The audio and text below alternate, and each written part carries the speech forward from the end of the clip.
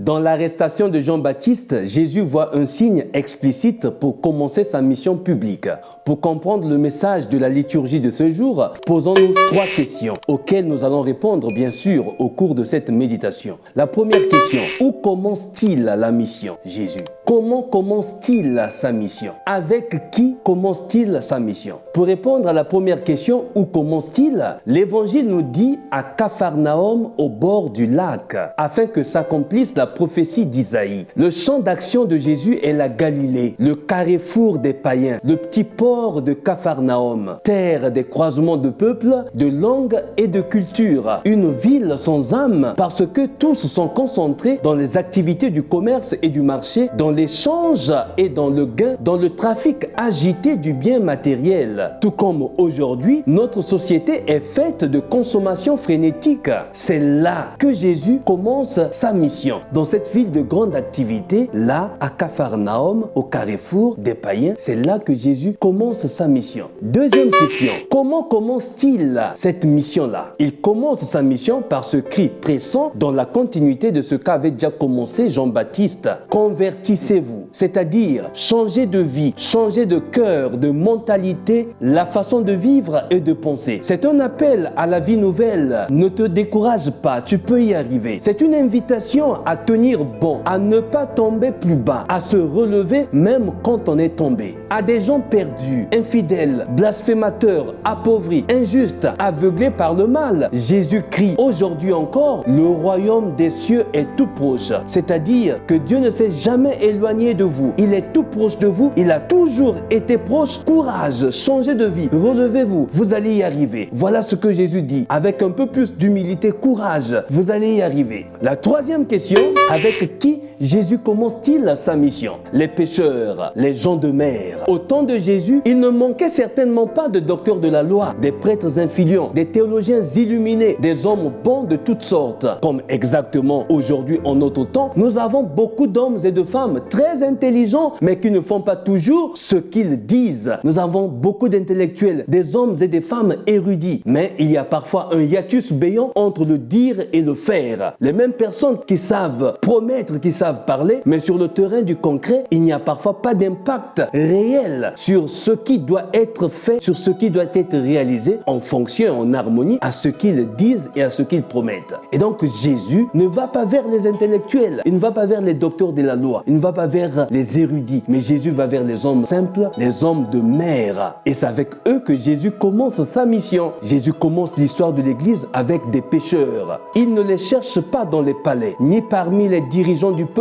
Il les prend sur la plage, sous le soleil couchant, alors qu'ils préparaient leur filet. Jésus passe, voit et appelle ses premiers disciples là où ils se trouvent dans leur vie quotidienne avec une simple phrase: venez derrière moi et je vous ferai pécheurs d'hommes. Ils sont pécheurs, ils deviendront pécheurs. L'appel de Jésus transfigure la profession. Ils étaient pécheurs de profession et ils resteront pécheurs. Mais Jésus en fait maintenant et tout de suite des pécheurs d'hommes, de la profession à la vocation. Ils n'utiliseront pas l'hameçon pour pêcher les poissons, mais ils utiliseront les filets de la parole de Dieu, du témoignage de vie dont l'amour reçu est partagé avec les autres. Souvent, l'hameçon tue le poisson, mais le filet le capture toujours vivant. C'est une invitation à être des pécheurs où nous sommes, en famille, à l'école, dans les lieux de travail, dans les rues, dans les places publiques. Une invitation à pêcher des hommes vivants, mieux à vivifier les hommes, prendre les hommes avec les filets, non pas avec l'hameçon en les tuant, mais prendre et capturer les hommes avec les filets de la parole de Dieu, du témoignage de vie et de l'amour sincère vécu pour emmener au rivage, au repos, là où Dieu nous attend, le filet et non l'hameçon. Aussitôt, les apôtres appelés laissèrent tout pour suivre Jésus. Barques et filets, c'est-à-dire sécurité matérielle et économique. Ils laissèrent tout, famille et même leur père, c'est-à-dire sécurité sociale et affective. Ils laissèrent même leur père. Pour devenir vraiment église, communauté paroissiale et des vrais disciples sincères du Christ, il faut abandonner tout ce qui nous bloque. Mais qu'est-ce qui nous bloque réellement? Saint Paul nous répond en ce jour dans la deuxième lecture. Ayez tous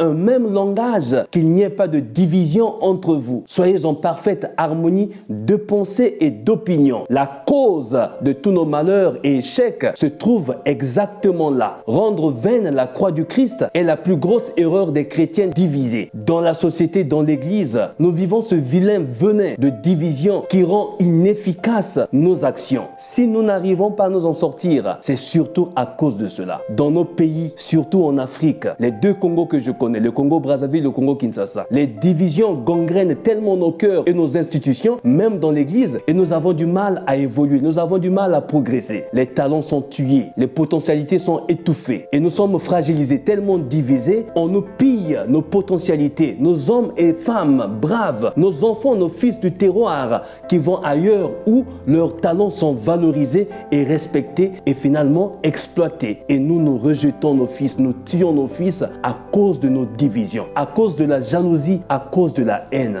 et même au sein de l'Église. Et c'est ce qui ne nous fait pas évoluer. Nous ne nous en rendons pas compte aujourd'hui, mais nous détruisons l'avenir de nos enfants, nous détruisons l'avenir de notre pays, nous détruisons l'avenir de notre Église quand nous laissons tuer les talents et les potentialités que nous devrions normalement chérir dans le sens de les encourager. Et les rapaces qui nous envient savent pertinemment qu'en nous divisant, ils peuvent bien spolier nos terres et nous appauvrir de plus en plus. Et nous sommes tombés dans ce piège en nous divisant entre nous, en nous battant entre nous. Et le monde se meurt, nos terres se vident et sont appauvries à cause de nos divisions inutiles. Si nous continuons à rêver, nous nous réveillerons un jour trop tard et tout sera fini, tout sera perdu, il n'y aura plus rien à faire. Au lieu de nous lamenter, prenons conscience de la gravité des divisions qui détruisent nos pays, qui détruisent nos villages, qui détruisent notre Église. Sinon, nous nous réveillerons trop tard et tout sera perdu. Alors, prenons conscience. Aucune famille, aucune paroisse, aucun village, aucun pays, aucune société, aucune Église ne peut évoluer, se développer, s'améliorer, progresser, changer au milieu des divisions mesquines. Il faut donc une conversion totale des cœurs. Et en ce troisième dimanche, le pape a institué le dimanche de la parole de Dieu. Que cette parole de Dieu pénètre les cœurs pour éradiquer le mal qui s'y trouve afin de faire fleurir le bien. En chacun et chacune de nous sommeille l'ange et la bête. Mais parfois nous passons trop de temps à juger et à combattre la bête qui se trouve en l'autre et nous n'avons pas de temps pour apprécier l'ange qui parle et agit aussi à travers les autres. Nous pouvons changer la tête de nos structures. Nous pouvons changer le président de la République et tout le gouvernement et même tous les ministres. Nous pouvons changer le pape, nous pouvons changer d'évêque, nous pouvons changer de curé. Mais si chacun de nous ne prend pas la décision de changer soi-même, rien ne va changer. En commençant par moi. Nous pouvons juger les autres. Nous pouvons croire que ce sont seulement les autres qui doivent changer pour changer le monde, en oubliant que c'est nous, c'est moi, c'est toi et nous deux ensemble et chacun de nous qui doit changer afin d'arriver au changement dont le monde a besoin. Alors, priez pour moi comme je prie pour vous. Que Dieu vous bénisse. Je vous souhaite un très bon dimanche de la parole de Dieu afin que cette parole pénètre dans nos cœurs et nous change de vie. Abbé Stephen Yanin Kodia, serviteur inutile.